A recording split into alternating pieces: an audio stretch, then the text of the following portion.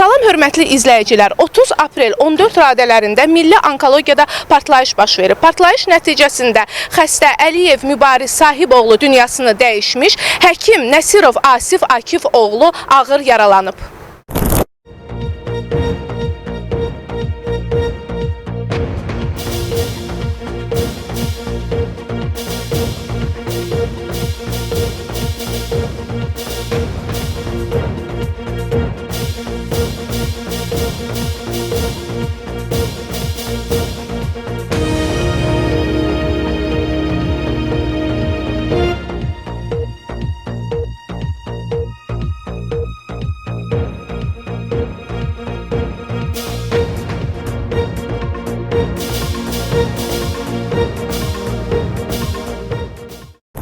Biz hadisə ilə bağlı qarşı tərəfin mövqeyini öyrənməyə cəhd etdik. Çox təəssüflər olsun ki, suallarımız cavabsız qaldı.